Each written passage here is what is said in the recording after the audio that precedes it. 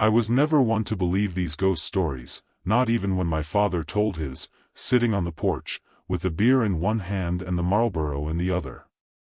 But there's something that happened to me about 2 years ago, when I was crossing New Mexico on a very hot morning for March, that to this day gives me goosebumps just remembering it.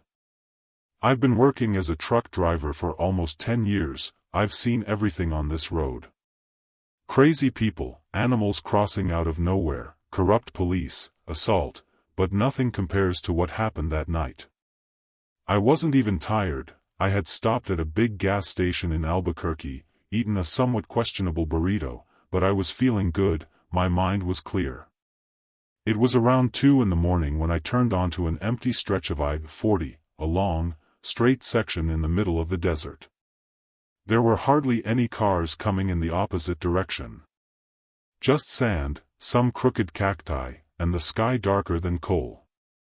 I like these silent parts. I put on country music in the background and let my head wander. That's when I saw her, on the side of the road, standing almost motionless. A woman, alone, in a long white dress, seemed a little out of time, you know? As if it came from another time. At the time my heart accelerated, not out of fear, but out of strangeness. It was early morning, no one around, and that woman there, as if she was waiting for me. I thought twice before stopping, but something in me told me to pull over. She didn't look hurt, or desperate, she was just standing there with a strange expression on her face. When I rolled down the window and asked if everything was okay, she just nodded and pointed to the passenger seat. I opened the door and she walked in, without saying a word. The air inside the cabin instantly became heavy.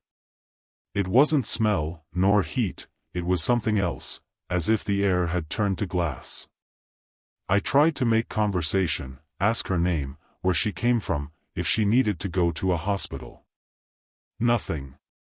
She just looked straight ahead, with her hands in her lap, holding a very old golden necklace. I continued driving, not knowing what to do. I should have left her at the first post, but something kept me going. Every time I looked around, she was there, motionless, staring at the road. It seemed like she didn't even blink. After about 10 minutes, I turned my head to talk to her again, and the bench was empty. I swear on everything I have. Empty. She simply disappeared. I locked the steering wheel, almost throwing the truck to the side of the road. I looked around, looked in the back seat, under the dashboard. Nothing. But there was something there. On top of the bench, where she was sitting, the necklace remained. Heavy, with a blue stone in the center. And the cabin continued to have that heavy air, as if she were still there. I didn't know what to do. I spent a good few minutes stopped on the side of the road, with my hands on the steering wheel, sweating cold. The radio was on, but it seemed like the sound had disappeared, as if the entire truck had gone silent. I took the necklace carefully, and felt a shiver run up my arm to the back of my neck. It was freezing cold, as if it had come out of the freezer, even with the infernal heat of the desert. The stone in the middle seemed to glow from within, as if something was moving there. I thought about throwing it out the window, but I couldn't. I held it tight and put it in the glove compartment. I started again and got back on the road, just wanting to get out of there as quickly as possible. The most bizarre part is that, even after she disappeared, I still had the feeling that she was still with me. Every time I looked in the rearview mirror, I thought I would see her reflection in the seat again. The cabin felt colder on one side, and every now and then I heard a creaking sound, as if someone was messing around back there. It wasn't a mechanical noise, it was like the sound of fabric stretching, as if someone was moving slowly. I kept driving with the interior lights on, because I could no longer face the dark inside the truck. When I arrived at a gas station in Gallup, I got out of the truck with wobbly legs. I went into the bathroom and splashed water on my face about 10 times, trying to convince myself that I was going crazy, that I had fallen asleep at the wheel or was hallucinating. But the necklace was there. I went back to the truck, opened the glove compartment, and it was still there, the same way. I thought about giving it to someone, leaving it in the trash, but something told me it was mine now. I don't know how to explain. It was as if she had left it to me. As if he had marked something, some kind of bond. I spent the night right there, locked inside the truck, with the seat reclined, but unable to sleep a wink. I stared at the road, waiting to see her appear again on the side of the road. At some point I dozed off, and I had a strange dream, or maybe it wasn't a dream. I was stopped on the same stretch where I found her, but this time the truck was empty, without load, without anything. And in the passenger seat, there she was again. But now she was looking at me. "You were crying." But her face was all burnt, as if she had been through a fire. And when I tried to speak, she put her finger to her lips, asking for silence. I woke up sweating, with my heart racing, and the necklace was no longer in the glove compartment. I looked on the floor, under the seats, even in the bed compartment, and nothing. It was as if it had never existed. I stood there for a few minutes, just breathing, trying to understand what was happening. I started the truck and decided to continue traveling, even though my head was spinning. But the atmosphere inside the cabin did not change. There was still that feeling of presence. That thick air. I even checked the windows 3 times, to make sure there wasn't someone there with me. A few kilometers later, I stopped at a roadside snack bar to eat something and try to distract myself. I went in, ordered a strong coffee and sat in a corner, trying not to think too much. It was then that I saw, hanging on the wall, an old painting with photos of the region. And in one of the photos, in black and white, there was a woman. The same woman. The same dress. But the image looked like it was from decades ago. I asked the attendant about the photo, and he said it was a tribute to the victims of a bus accident that had happened there in the 50s. They all died. One of the victims was a woman who was seen walking on the road for days before rescuers arrived. At the time I couldn't react. I felt an ice on my back that made me get up and go straight to the bathroom. It couldn't be a coincidence. It was the same face. The same expression. I stared at my reflection for a while, wondering if that had really happened, or if I was starting to go crazy. I went back to the truck, turned on the radio and continued my journey, my head spinning. Since then, I've never hitchhiked with anyone again. Never again. And, even though the necklace is gone, sometimes, when I'm driving alone at dawn, I feel that same heavy air in the cabin. And every time this happens, I glance at the passenger seat. I never see anything. But for a second, I'm always sure she's there again. Sitting, silent, looking ahead. Waiting for something that I will never understand. I've tried telling this story to friends on the road, but no one takes it very seriously. They say it's all in my head, stress, lack of sleep. Maybe it really is. But I know what I saw. I know what I felt. And to this day, when I drive through that stretch of New Mexico, I avoid looking at the side of the road. Because, deep down, I'm afraid of seeing her again. And not being able to continue driving. It was supposed to be just another quick stop.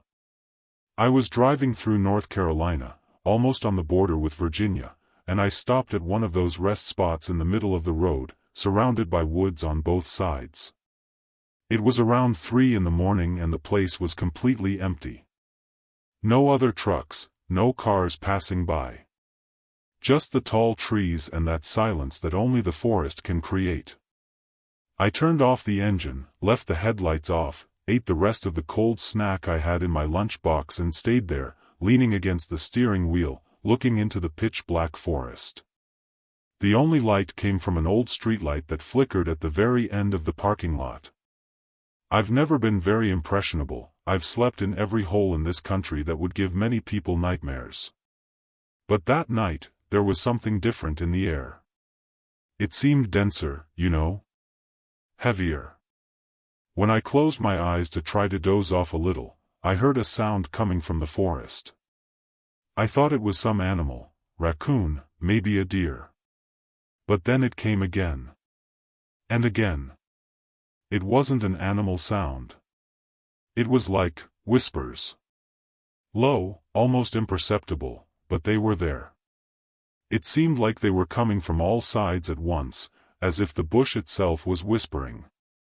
I stood still, trying to understand if it was my head playing tricks, or the wind moving the leaves. But the air was still. No breeze, no moving leaves.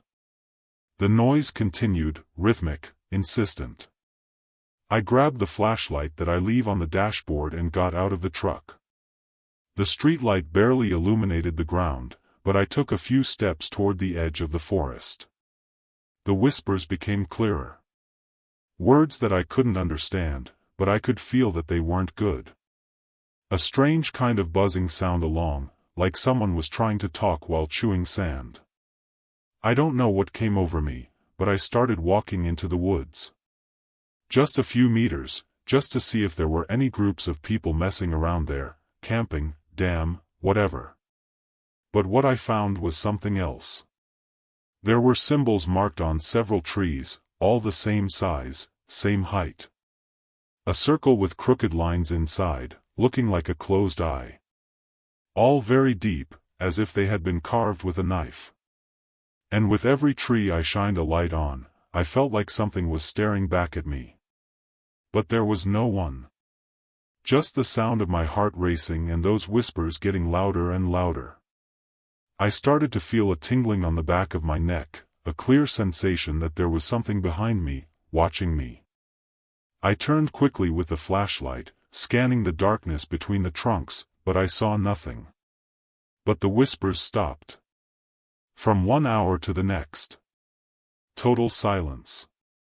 No crickets, no wind, no animals. Nothing. That scared me more than any sound.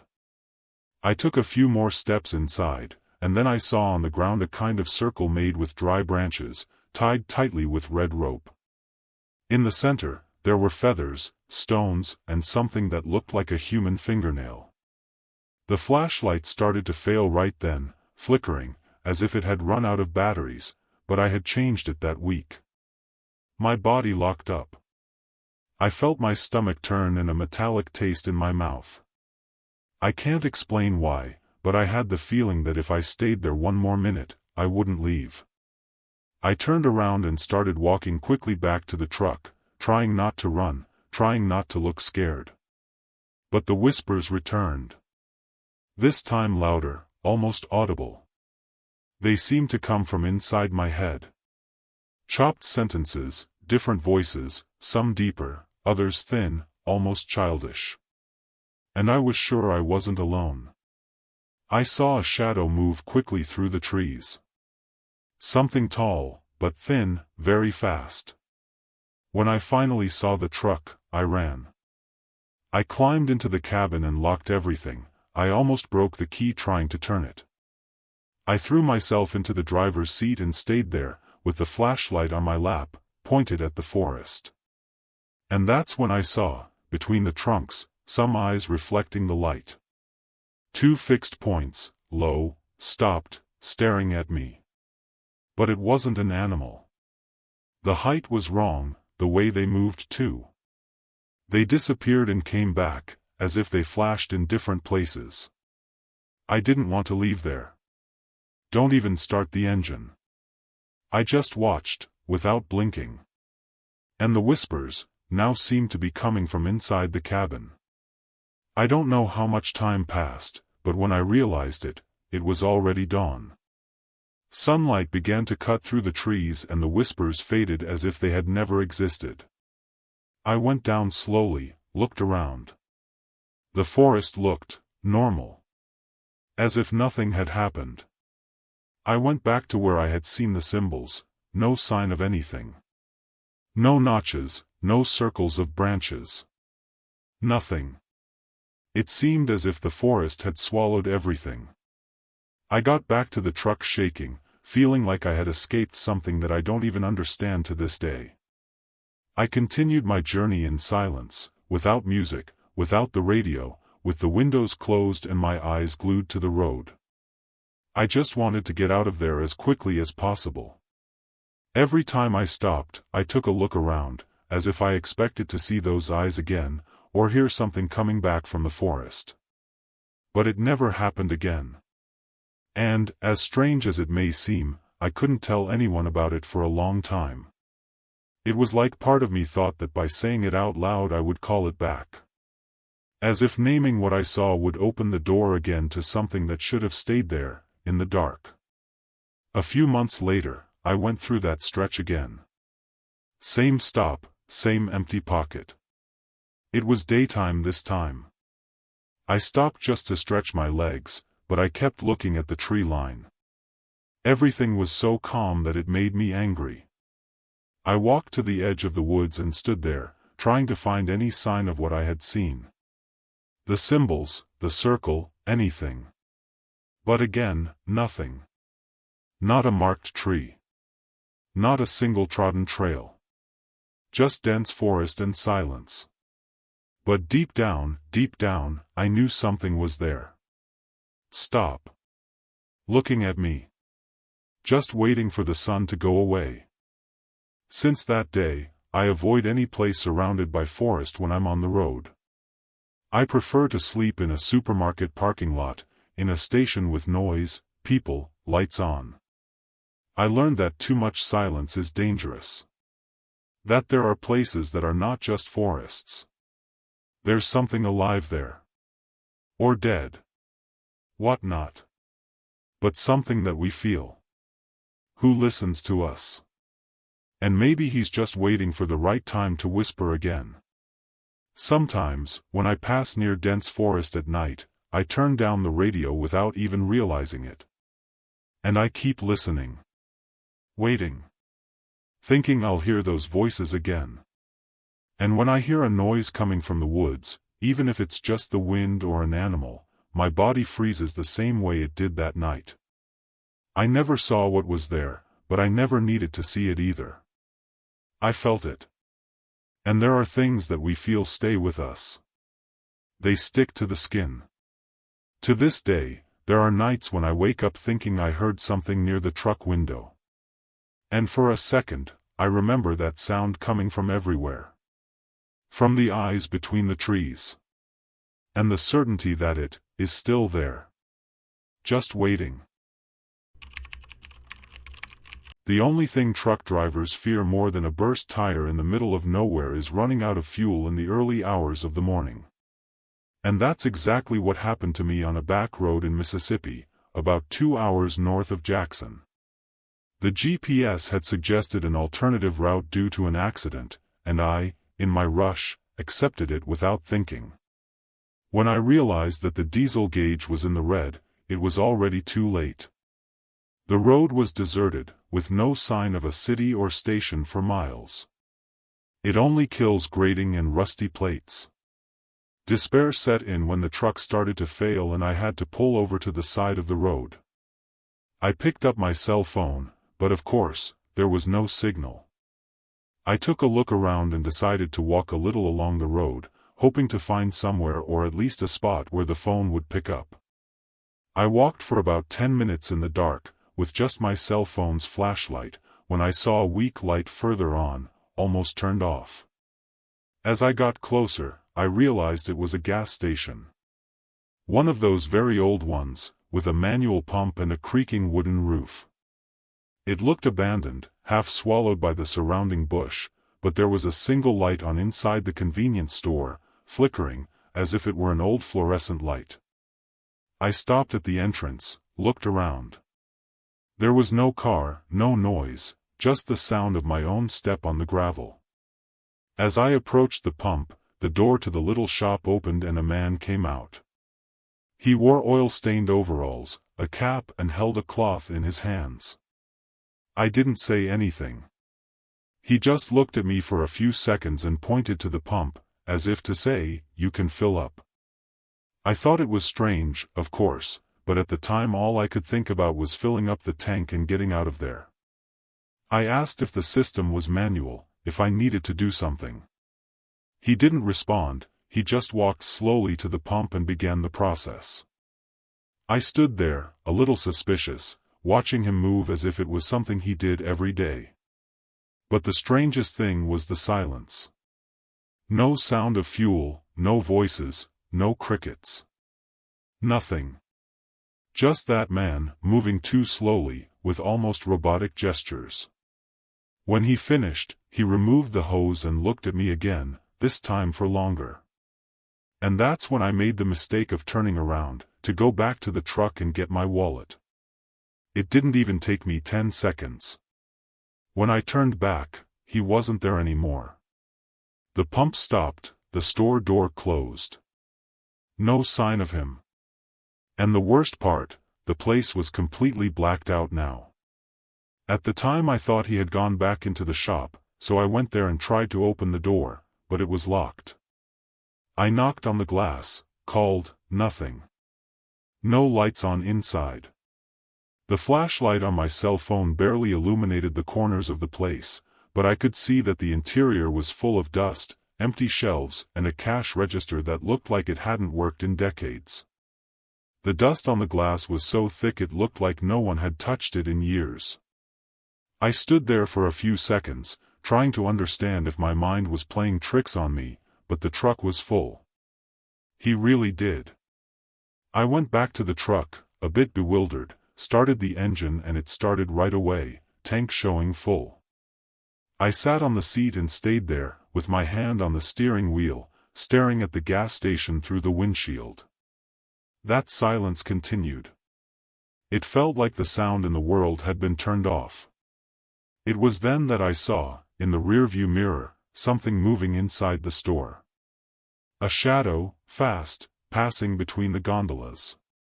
I tried to turn on the high beams, but the light didn't reach inside. Whatever it was gone in seconds. But he didn't appear to be the same man. It had another shape, another speed. It was lower, more contorted. My instinct screamed to leave, but something held me there for a few more minutes. Then the part happened that I still can't explain to this day. When I looked at the fuel pump again, it was no longer there. Not the bomb, not the cover, not anything. Just dirt, weeds, and a piece of cracked concrete. As if the entire post had never existed. I blinked several times, rubbed my eyes, got out of the truck and walked to where he had stopped. It was just floor. No construction signs, no wires. I started shaking right there, not knowing if I had freaked out, if I was dreaming or if I was stuck in some kind of hallucination. I got back to the truck, almost tripping, turned on the GPS again and, out of nowhere, the signal came back. It showed that I was less than 20 minutes from a small town, and that there were no gas stations or buildings within 10 miles. I started driving without thinking, I just wanted to see lights, people, anything that was real. When I arrived in the city, I stopped at a modern, bright gas station, full of people. I asked the gas station attendant there if he knew of any old gas stations on that road. He said that there was even one, but that it was demolished in the 80s, after a fire that killed a gas station attendant who was working in the early hours of the morning. Instantly, my legs locked up. I stood there at the gas station, staring at the guy, trying to absorb what he had just said. I asked for more details, he just shrugged and said it was an old story, that everyone in the city knew, but no one talked much. He said that the guy who died was lonely, he worked every night shift alone, and that when the fire started, no one noticed in time to help. They said they found his body right in front of the pump, holding the hose, as if he was still filling it. That hit me hard. That's exactly where he was when he disappeared. Since then, I have avoided telling this story. Not because no one would believe it, but because, deep down, I don't know what to believe either. The truck was filled with fuel. That's a fact. And I saw that man. I saw him move, I saw him point, I saw him disappear. But if the station no longer exists, if it was demolished decades ago, how was I there? How did my tank fill up? Sometimes I think I crossed something that night. A kind of rift, a space outside of time. Or maybe he was just waiting for one more chance to do his job, like he did every night, until the end. There are nights when I wake up in the truck with a strong smell of fuel inside the cabin. And whenever this happens, my tank reads full, even when I remember I left it half full.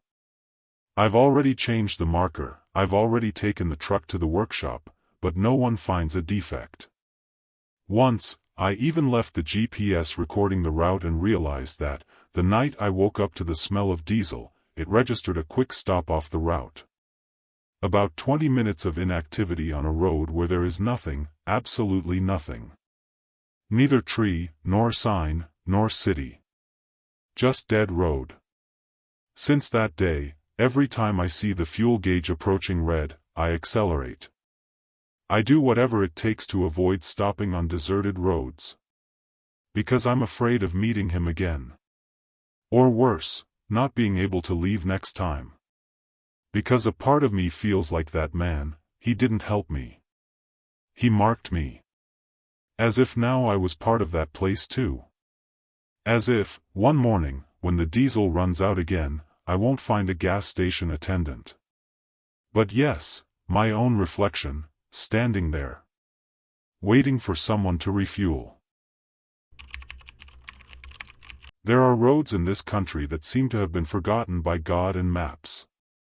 I was in rural Arkansas, cutting a rural route to save a few hours. It wasn't the first time I'd done this. The road was narrow, a little poorly maintained, but the GPS showed it was a shortcut. It was almost midnight, and there was nothing around, just cornfields, twisted trees and darkness. I started to feel that discomfort that a truck driver feels when he knows he made the wrong choice. The radio had poor reception, the cell phone signal dropped, and even with the high beams, I couldn't see much more than 10 meters ahead. After about 20 minutes, I saw a very faint light ahead, half orange, half flickering, like fire. I thought it was some kind of fire, maybe a country fire or a campfire. But as I got closer, I realized it was different. The light came from torches, and they were lined up, forming a circle in the middle of an open field. I reduced speed and pulled over slowly, curious, but with that ice in my stomach. In the center of the circle, there was a group of people, all in black, with hoods. They looked like statues. Nobody moved, they were just there, standing around something that I couldn't see clearly. I gave a short honk, just to see if anyone would react, but no one turned around. It was as if they hadn't heard me. At this point, my instinct was already screaming to turn around and get out of there, but curiosity spoke louder. I grabbed the flashlight and got out of the truck, walking to the wooden fence that separated the road from the field. I rested my arm there and aimed the light at the middle of the circle. That's when I saw it. On the floor, there was a figure, or a body, I don't know, lying down, with symbols drawn around it, and a kind of mark that glowed, like coals still burning. My blood ran cold. The moment the flashlight light touched the circle, everyone turned their heads at the same time. All. As if they were one thing. I couldn't see any faces under the hoods, but I felt it. They looked at me. As if they knew exactly who I was. I didn't wait another second. I ran back to the truck, almost tripping over my own feet, and slammed the door so hard that the window glass shook. I started the engine in fright and took off with the headlights cutting through the darkness. But what really gave me goosebumps was seeing, in the rearview mirror, the torches going out one by one, and the silhouette starting to move towards me. I've never accelerated a truck so much in my life.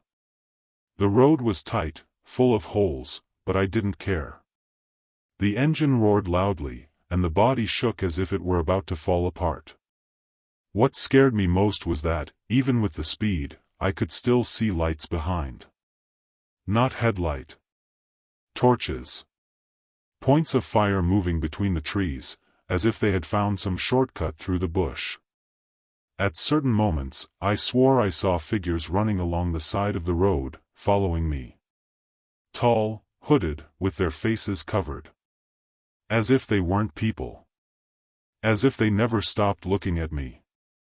I was so terrified that I lost track of time. I only realized I was already far away when I saw a sign indicating an intersection with the interstate. But when I thought I was free, I saw a car stopped across the road ahead, with its headlights off. I forced myself to brake, even against the urge to move forward. I tried to maneuver, but it was too narrow. And it was at that moment that the lights came back on, coming out of the bushes on both sides of the road. The hooded men surrounded my truck. I locked the doors, turned off the headlights and stood there in the dark, holding the key so tightly that my hand broke into a cold sweat. They didn't knock, they didn't talk, they didn't make noise. They just stood there, standing, surrounding me. It seemed like a psychological game. One of them slowly approached the windshield and placed his hand on the glass. It was a thin hand, with fingers that were too long. Instead of the face, just shadow. But what really gave me goosebumps was seeing that he carried the same symbol that I had seen drawn on the floor of the circle. Tattooed on the palm. When the hand touched the glass, I felt the truck shake, as if something had turned everything off. The radio hissed, the dashboard light went out. I stayed there, trapped in total darkness. I don't know how much time has passed. It seemed like an eternity. I blinked, took a deep breath, and when I looked again, there was no one left. No car, no figure, no torch. The road was clean, as if nothing had happened. I started the engine again, somewhat in disbelief, and it started immediately. The radio returned to normal, the GPS reconnected. I took the interstate as if my life depended on it, and only stopped hours later, at a lighted gas station with people around. I stayed in the truck, shaking, looking around like a paranoid person. The feeling of being watched still clung to me like a bad smell. I tried to tell what happened to two truck drivers who were at the station, but halfway through the story I felt like an idiot myself. Nobody would believe it. A cult in the middle of nowhere? People with torches following me for miles? A symbol lighting up in the dark? It sounded like sleep delirium, like extreme tiredness. But I know what I saw. I know what I felt. And the strangest thing is that, since that night, I started to notice different things. Dead birds near the truck. Strange scratches on the bodywork. The symbol, that damned circle with lines, appeared drawn with dry clay on the back, twice. Nobody knows how. There was one time, a few weeks later, in another state, that I stopped to fill up at a 24-hour gas station. The gas station attendant had his back turned. When he turned, he had the same look I saw in that figure that leaned against the windshield. An emptiness so deep that it seems to pull at your soul. He smiled. I didn't say anything. And I just left without refueling. Since then, I developed a paranoia that I carry to this day. I always look in the rear-view mirrors more than I need to. I always look to see if there aren't too many people in empty seats. I always listen to the sound of the engine as if I expected it to fail at the worst moment. I never went back to that road, and I can't even remember exactly where it started. It seems to have disappeared from the map. I've already tried to trace the same route on the GPS, but the system only shows main routes now. As if that road had been erased. But I know it exists. And I know they exist too. I don't know what they are. People, entity, collective hallucination, but there's something in that part of Arkansas that shouldn't be there. Something old, forgotten. Who doesn't want to be found, but also doesn't like to be observed. Sometimes, when I'm driving at dawn and there's no car around, I feel like stopping and listening to the silence of the road. As if something inside me had been changed that night. As if a part of me had stayed there, surrounded by torches, looking back at me. I'm afraid that, on one of these trips, I'll end up going back there without realizing it. And next time, don't make it out. Because I saw what I saw. And no one disappears for anything. They let me go, but only because they wanted to. And that scares me more than anything. It was on a rainy morning in Kansas, as I was crossing US 50, one of those highways that seems to never end. The light rain was hitting the windshield in an almost hypnotic rhythm, and I had been alone on the road for over an hour, without seeing a soul. The truck's radio was on just to keep me awake, tuned to one of those old country music stations. I wasn't really paying attention, I just let the sound fill the silence. But, out of nowhere, between one song and another, the signal became full of static. Normal, I thought, rain, interference, no big deal. But then a voice broke through the screeching. He was neither an announcer nor a musician. She was short, husky, and said my name. My full name. With last name and everything. It stopped my breathing for a second. I thought I misunderstood. I turned up the volume and listened. The voice returned, now speaking my daughter's name. Then my ex-wife's name. I stood frozen, looking at the radio as if it were going to explode. It was impossible for anyone to know all that. And it wasn't just a name, it was details. The date of the separation, a specific fight we had years ago, things that no one else knew about. I turned off the radio right away, but it didn't turn off.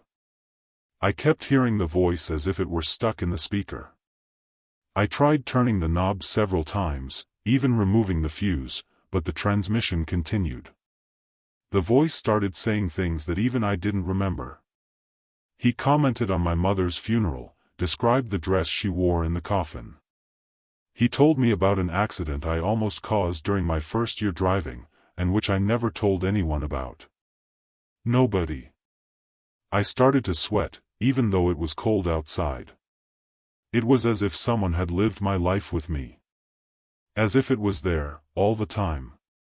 I stopped the truck on the side of the road, turned off the engine and stood there, in the dark, breathing deeply. The sound was still coming, but now it sounded like it was inside the cabin. It never came off the radio anymore. It was as if the voice was behind me, but when I turned around, there was nothing. Just me, the empty bench and that ominous echo. She said more intimate things now, memories I tried to forget. Ugly things, old mistakes, regrets. And every time I tried to cover my ears or speak loudly to muffle it, my voice would get louder. Almost as if he was feeding off my reaction. I tried to start the engine again to get out of there, but the truck wasn't responding. Everything erased. The dashboard, the headlight, even the emergency flasher. It was as if the battery had been drained. And the voice, now spoke faster, more aggressive, as if it were trying to break something inside me. He started repeating a phrase that chilled me, I see you when no one else does. He said this in a loop, changing the tone with each repetition, sometimes whispering, sometimes shouting. I closed my eyes tightly, squeezed the steering wheel as if it were my only point of contact with the real world, and asked it to stop. But it only got worse. In a moment, I swear it all, the voice changed. It became my daughter's. Small, like when she was about 5 years old. He started calling for me, saying, Daddy, Daddy, why did you leave me? That broke me. I felt my whole body shake, as if I had been shocked. I started screaming inside the cabin, saying it was a lie, that I had never hurt her. But the voice only laughed. Laugh with my voice. As if I were listening to myself mocking my own pain. There was something very wrong there, something that wasn't just a technical problem. It was personal.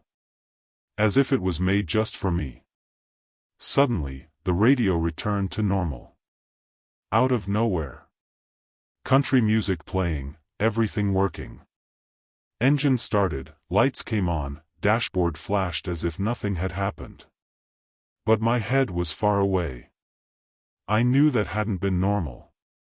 The voice stopped, but left a trace inside me. An echo. When I looked in the rearview mirror, I saw something written on the rear window, as if it had been drawn with a finger, "We are still here." The glass was clean when I stopped. There was no way that could have been there before. I got out of the truck, ran my hand over it, and the mark disappeared like dust. I went back to the cabin, sat down, and stood there for a long time before having the courage to continue my journey. Every noise from the road, every chirp from the radio, every shadow, everything made me jump. Since that night, I can no longer drive in complete darkness. I always leave a light on inside the cabin. I changed the radio, I changed the entire wiring in the dashboard. Nothing helped. Every now and then, in emptier stretches, he returns. Just a slight, almost imperceptible hiss. But sometimes, in the midst of the hiss, I hear my name again. And I know it's not over. I took the truck to a vehicle electronics specialist a few weeks later. I explained that the radio worked on its own, that it picked up strange sounds, but without going into too much detail so as not to sound crazy. The technician said he found nothing out of the ordinary. Wiring intact, sound clean, system in order. When I asked about outside interference, he just shrugged and said that sometimes old radios pick up random signals from distant stations. But it didn't explain how one of those stations knew my daughter's name. Or what she wore on our last birthday together. I tried to leave everything behind. Getting back to the routine. But there is something you can't forget. Every time I get in the truck and look at the radio, I get a lump in my throat. It's not just fear. It's as if he has become a mirror of my guilt, my regrets, the things I try to hide even from myself. Sometimes I think that that was not an entity or a spirit. Maybe it was something deeper. Something that connects with what we keep inside. Which we never confess to anyone. As if, on that stretch of road, the truth gained voice. And that voice keeps trying to talk to me. I've already had the radio on alone, in the early hours of the morning, playing a recording of my mother singing, one that I had saved on an old recorder and never showed to anyone. Another time, I heard a conversation between me and my brother from years ago, repeated word for word. Things that weren't recorded anywhere. It's as if that frequency has access to everything I am. Everything I hide. Everything I lost. And I don't know if this will ever stop, or if it's the price I pay for never facing certain things while I could. The only thing I know for sure is that, since that night, I've never been truly alone on the road again. It may seem like paranoia, but there are moments when I feel like the truck knows. That he breathes with me. That he hears. And that, at any moment, that voice will return. Not to scare me. But to remind me that she's still here. And who knows everything. Even things I never said out loud.